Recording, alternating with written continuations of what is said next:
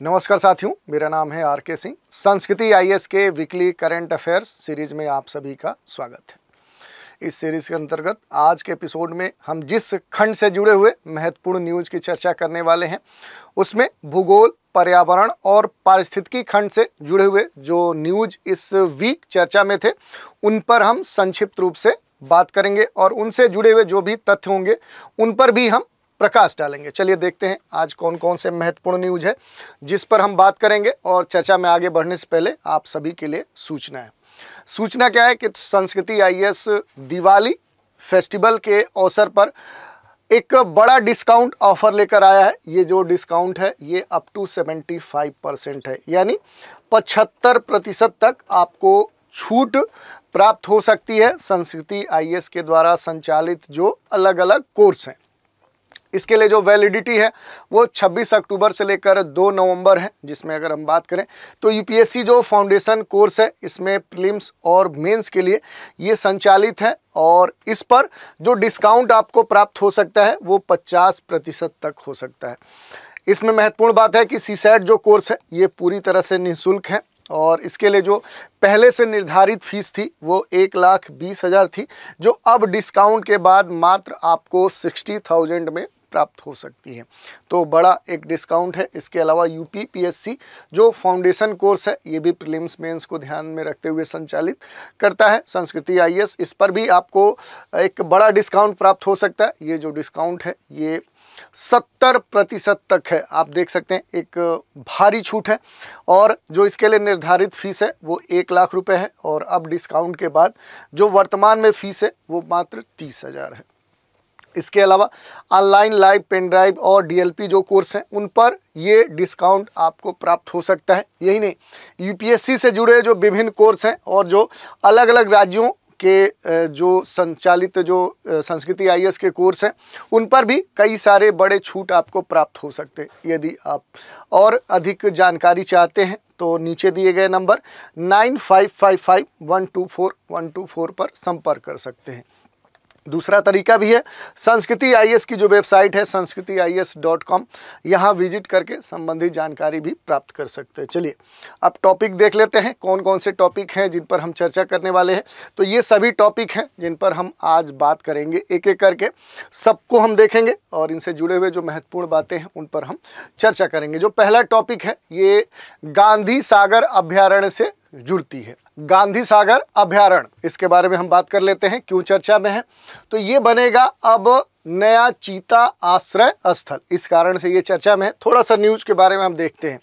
गांधी सागर जो वन्य जीव अभ्यारण्य है इसको चीतों के नए निवास स्थान के रूप में विकसित किया जा रहा है और इसी कारण से ये चर्चा में है। वर्ष 2022 में नामीबिया से कुल चीतों को कूनो नेशनल पार्क में शिफ्ट किया गया था और वर्ष 2023 में साउथ अफ्रीका से 12 जो चीते हैं ये कूनो नेशनल पार्क में लाए गए थे। तो ये महत्वपूर्ण है। इसके अलावा थोड़ा सा चीतों के बारे में हम देख लेते हैं। वर्तमान में चीते की जो प्रजातियां हैं वो मूल रूप से आप देखेंगे तो 2 हैं, 2 मान्यता प्राप्त प्रजातियां हैं। पहली जो होती है उसे हम बोलते हैं एशियाई चीता, ठीक है। दूसरी जो होती है उसे हम अफ्रीकी चीता बोलते हैं। और एशियाई जो चीते हैं ये सिर्फ अगर हम बात करें तो इनका जो संकेंद्रण है वो ईरान में देखने को मिलता है।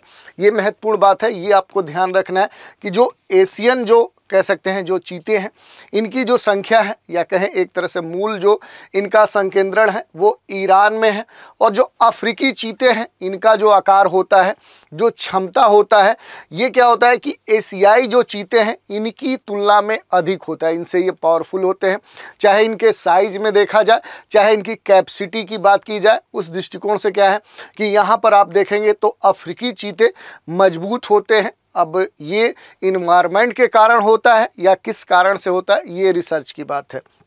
अफ्रीकी चीता जो है ये पृथ्वी पर सबसे तेज रफ्तार से कह सकते हैं कि भागने वाला, दौड़ने वाला भी जीव है। तो ये महत्वपूर्ण है। ये प्राकृतिक रूप से पूर्वी और जो दक्षिणी अफ्रीका है इसके निचले भूभाग, जो सवाना घास वाले जो क्षेत्र हैं, जो कालाहारी मरुस्थल वाला क्षेत्र है, वहाँ पर मूल रूप से ये पाया जाता है। चीता जो है ये लुप्त प्राय जो वन्यजीव है एवं वनस्पति जो प्रजाति है, अंतर्राष्ट्रीय व्यापार अभिसमय जो साइट्स है इसके परिशिष्ट 1 के तहत कहें तो इसे रखा गया है, इसे संरक्षित किया गया है। वाणिज्यिक जो प्रयोग है उसके लिए इसका जो अंतर्राष्ट्रीय व्यापार है ये पूरी तरह से प्रतिबंधित है, ये बात कही गई। यही नहीं, अफ्रीकी जो चीता है इसको अंतर्राष्ट्रीय प्राकृतिक संरक्षण जो IUCN है इसकी रेड लिस्ट में देखें तो संवेदनशील जो श्रेणी है उस कैटेगरी में रखा गया है। एशियाई चीते को गंभीर संकटापन्न जो श्रेणी है उसके रूप में अधिसूचित किया गया है। तो ये हमने देख लिया। अब थोड़ा सा बात कर लेते हैं जिस अभयारण्य की चर्चा हो रही है, गांधी सागर वन्यजीव अभयारण्य। ये जो अभयारण्य है ये कहाँ पर आपको देखने को मिलेगा तो MP में देखने को मिलेगा और मध्य प्रदेश के उत्तर पश्चिम भाग में जाएंगे तो यहीं पर 2 जिले हैं, मंदसौर है और नीमच डिस्ट्रिक्ट है, यहाँ पर आपको देखने को ये मिल जाएंगे। और राजस्थान की जो सीमा है उससे लगे हुए कुछ क्षेत्र भी आप समझ सकते हैं कि इसमें आ सकते हैं, क्योंकि ये इसी सीमा से लगा हुआ ये पूरा क्षेत्र है। इसे वर्ष 1974 में वन्यजीव अभयारण्य के रूप में अधिसूचित किया गया था। और चंबल जो नदी है ये गांधी सागर अभयारण्य से होकर प्रवाहित होती है, जो इस अभयारण्य को देखें तो एक तरह से बीचों बीच विभाजित करती है, बीचों बीच ही ये प्रवाहित होती है। इसके अलावा यहाँ पर देखेंगे तो खैर, सलाई, करधई, धावड़ा, तेदू, ऐसे कई सारे यहाँ पर प्रजाति के जो वृक्ष हैं वो देखने को मिल सकते हैं। यहाँ पर देखें तो चीतों के अलावा आपको चिंकारा, नीलगाय, चित्तीदार हिरण, तेंदुआ, धारीदार जो लकड़बग्घा है, जो सियार है, ऐसे कई सारे जानवर देखने को मिल सकते हैं। गांधी सागर जो वन्यजीव अभयारण्य है इसमें ऐतिहासिक, पुरातत्व और धार्मिक महत्व के कई सारे स्थल आपको देखने को मिल सकते हैं। जैसे 84 जो गढ़ है, जो चतुर्भुजनाथ मंदिर है, यहाँ पर भड़क काजी राग जो पेंटिंग है, नरसिंहझर जो हिंगला जो गढ़ है, किला है, या करकेश्वर जो मंदिर है, ये यहाँ कुछ महत्वपूर्ण स्थल के रूप में अवस्थित है।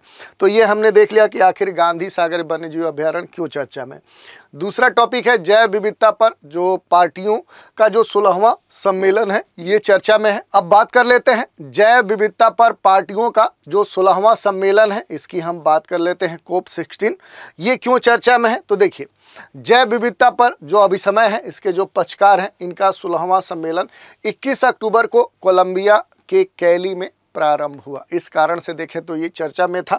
इससे जुड़े हुए अगर महत्वपूर्ण बातों की चर्चा करें जैविक विविधता पर, जैव विविधता पर जो अभिसमय है ये कानूनी रूप से बाध्यकारी एक बहुपक्षीय संधि है और इस संधि पर जून 1992 में जो रियो डी जेनेरियो है इसमें पृथ्वी शिखर सम्मेलन के दौरान जो विभिन्न पक्षकार थे उनके बीच में ये हस्ताक्षर किया गया था। ये जो संधि है ये 1993 से लागू है, दिसंबर माह में ये लागू हुई थी। इस अभिसमय के जो पक्षकार हैं उनके जो सम्मेलन है, कोप का पहला जो सत्र है वो वर्ष 1994 में नासाउ बहामास में आयोजित किया गया था। तो ये महत्वपूर्ण है। इसके अलावा इसके जो लक्ष्य हैं इस अभिसमय के तो 3 हैं। जैव विविधता का संरक्षण करना, जैव विविधता के जो घटक हैं उनका सतत उपयोग और इसके साथ ही आनुवांशिक संसाधनों के उपयोग से होने वाले लाभों का जो कह सकते हैं उचित और न्याय संगत जो साझाकरण है, आपस में जो कह सकते हैं उपयोग है, उसको ध्यान में रखते हुए ये संचालित है। और जैविक विविधता पर जो अभिसमय है इसके अंतर्गत 2 प्रमुख प्रोटोकॉल हैं। पहला कार्टाजेना जो प्रोटोकॉल है और दूसरा नागोया प्रोटोकॉल है। थोड़ा सा इनके बारे में हम संक्षिप्त रूप से देख लेते हैं। जो कार्टाजेना प्रोटोकॉल है ये जैव सुरक्षा पर एक अंतर्राष्ट्रीय संधि है और इसका जो मूल उद्देश्य है वो आधुनिक जो जैव प्रौद्योगिकी है उससे उत्पन्न जो जीवित संशोधित जीव हैं और उनके सुरक्षित संचालन, परिवहन और उपयोग को सुनिश्चित करना महत्वपूर्ण ये इस प्रोटोकॉल का मुख्य उद्देश्य है। इसे वर्ष 2000 में अपनाया गया था और वर्ष 2003 में इसे लागू कर दिया गया। तो ये महत्वपूर्ण है। थोड़ा सा नागोया जो प्रोटोकॉल है इसको हम देख लेते हैं। इसे आनुवांशिक जो संसाधन है उन तक पहुँच, उनके उपयोग से होने वाले जो लाभ हैं, इसके अलावा उचित एवं न्याय संगत जो साझाकरण है उसे सुनिश्चित करने के उद्देश्य से इसे अपनाया गया था। इसे वर्ष 2010 में अपनाया गया और 2014 में इसे लागू कर दिया गया। तो इनके अपनाए जाने का जो वर्ष है और इनके लागू किए जाने का जो वर्ष है ये आपके लिए काफ़ी महत्वपूर्ण है। अगला टॉपिक है उत्तरी अटलांटिक में सबसे बड़ा समुद्री जो संरक्षित क्षेत्र है, ये चर्चा में है, इसके बारे में थोड़ा सा हम देखेंगे। तो देखिए, पुर्तगाल के जो ओजरेस द्वीप समूह है, इसके क्षेत्रीय सभा ने समय से पहले अंतर्राष्ट्रीय संरक्षण लक्ष्यों तक पहुंचने के लिए उत्तरी जो अटलांटिक है वहां पर सबसे बड़े संरक्षित जो समुद्री क्षेत्र है उसके निर्माण को मंजूरी प्रदान कर दी है। अब ये मंजूरी क्यों प्रदान की गई है, आखिर इसका उद्देश्य क्या है? तो उद्देश्य जो है वो मूल रूप से जो वैश्विक समझौते हैं उसके तहत वर्ष 2030 तक पृथ्वी की 30% जो भूमि है और जो सागरी क्षेत्र है उसको संरक्षित करने के लिए संयुक्त राष्ट्र के द्वारा निर्धारित जो लक्ष्य हैं उन्हें प्राप्त करने के दृष्टिकोण से ये मंजूरी प्रदान की गई है। ये जो समुद्री जो संरक्षित क्षेत्र है ये लगभग आप देखेंगे तो 3 लाख वर्ग किलोमीटर क्षेत्र में यहाँ पर फैला हुआ है। ये गहरे समुद्र के प्रवाल, जल तापी जो छिद्र हैं, जो समुद्री प्रजातियां हैं उन सहित पानी के नीचे की जो पर्वत है, श्रृंखलाएं हैं, कमज़ोर जो समुद्री पारिस्थितिकी प्रणालियां हैं उनको संरक्षित करने में महत्वपूर्ण योगदान प्रदान करेगा। तो ये महत्वपूर्ण हो गया।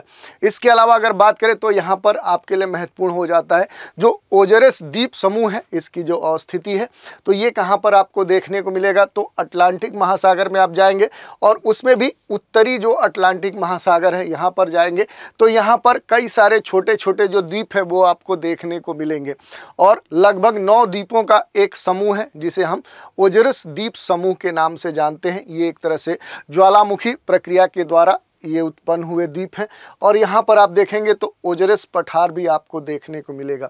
ये जो द्वीप समूह है ये ओजरेस ट्रिपल जंक्शन के ऊपर स्थित है और पीको द्वीप पर स्थित माउंट जो पीको है इस द्वीप समूह का सबसे ऊंचा स्थल है। तो इसके बारे में बेसिक ये जानकारी थी।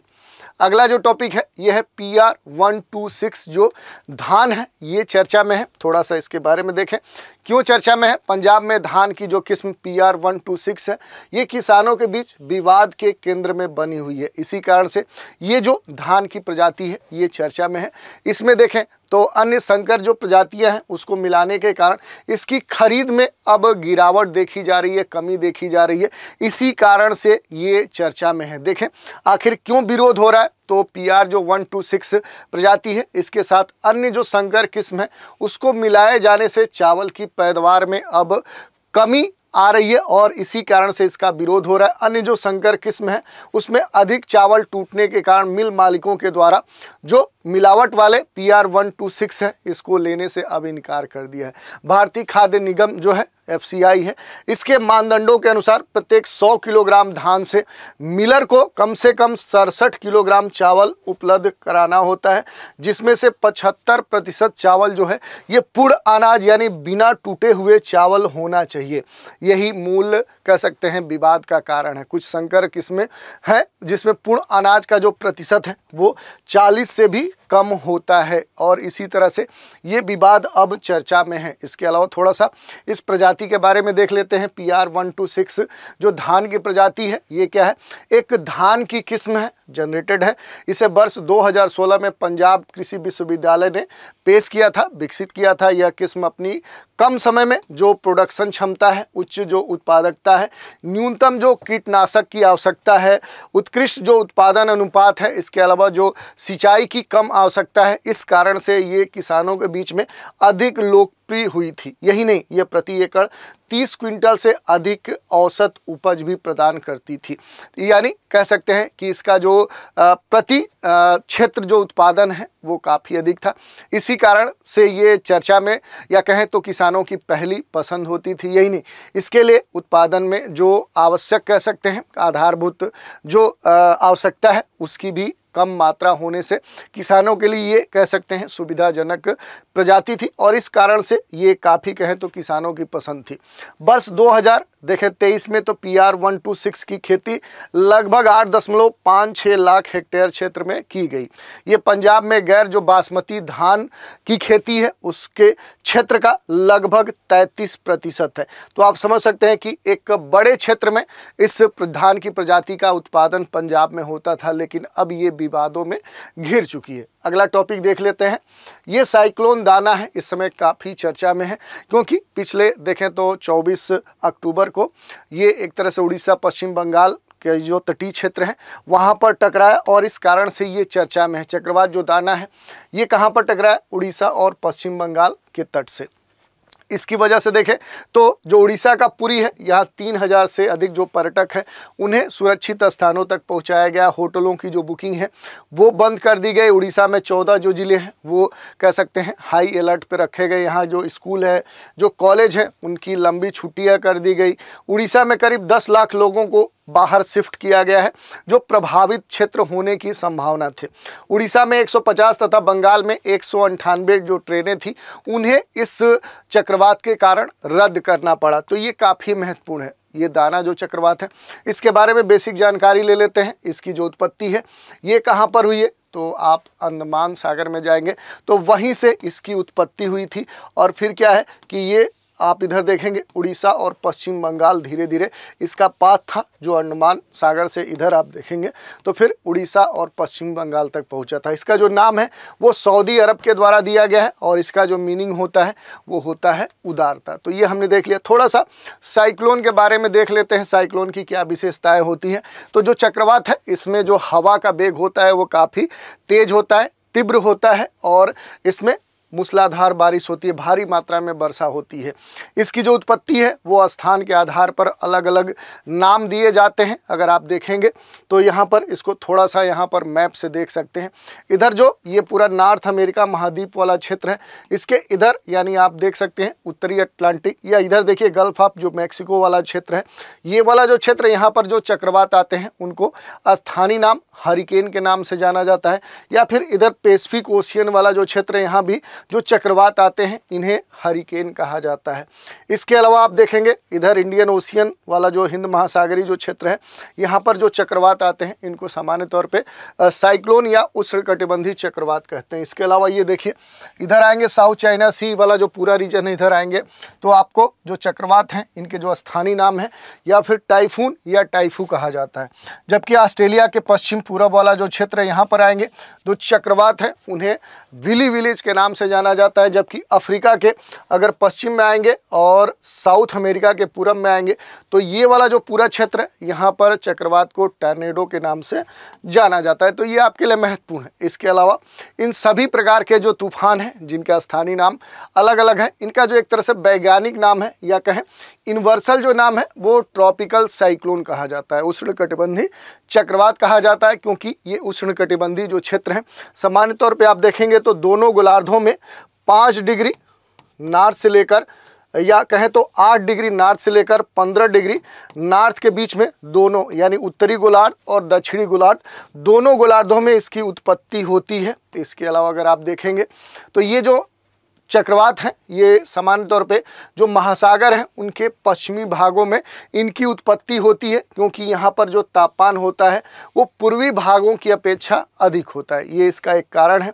उत्तरी गोलार्ध में अगर आप देखेंगे जो चक्रवात हैं इनकी जो दिशा है ये घड़ी की सुई की दिशा के विपरीत होती है, एंटी क्लॉकवाइज होती है, वामावर्त होती है। जबकि दक्षिणी गोलार्ध में आएंगे तो चक्रवात की दिशा जो होती है वो क्लॉकवाइज या कह सकते हैं घड़ी की सुई की दिशा के अनुरूप होती है, इसमें दक्षिणावर्त होती है। ट्रॉपिकल जो साइक्लोन है उसके फॉर्मेशन को आप समझ सकते हैं। इसको डिटेल में आपने अपने भूगोल विषय के तहत देखा होगा। चक्रवात क्या होता है, प्रतिचक्रवात क्या होता है, चक्रवात के कितने प्रकार होते हैं, ट्रॉपिकल साइक्लोन क्या होता है, टेम्परेट साइक्लोन क्या होता है, ये सारी बातें आपने देखा होगा। इसके अलावा अगर हम थोड़ा सा चक्रवात के निर्माण के लिए जो अनुकूल दशाएं हैं, जो कारक हैं, उनकी बात करें तो तापमान सबसे महत्वपूर्ण एक कारक है। तापमान 27 डिग्री सेंटीग्रेड या उससे अधिक जब सागरी सतह का जो तापमान है वो होता है तभी चक्रवात की उत्पत्ति होती है। इसमें भी जो सागरी सतह है इसका जो तापमान है वो सतत रूप से 27 डिग्री सेंटीग्रेड से अधिक या इसके बराबर होना चाहिए। ऐसा नहीं कि कुछ समय अगर सागरीय जल का जो सतह है उसका अगर तापमान इतना होता है तो तुरंत वहाँ चक्रवात की उत्पत्ति हो जाएगी। इसके सतत बने रहने और अन्य जो दशाएं अनुकूल रहेंगी तभी वहाँ चक्रवात की उत्पत्ति होती है। जैसे मध्य क्षोभ मंडल में उच्च नमी होनी चाहिए, आर्द्रता अधिक होनी चाहिए। जो आप पढ़ते हैं अलग अलग कह सकते हैं जो वायुमंडल की परतें हैं उसमें अगर क्षोभ मंडल में जाएंगे तो खास तौर पे मध्य क्षोभ मंडल में आर्द्रता ह्यूमिडिटी पर्याप्त होनी चाहिए। हवा की जो गति है वो 120 किलोमीटर प्रति घंटा या उससे अधिक होना चाहिए।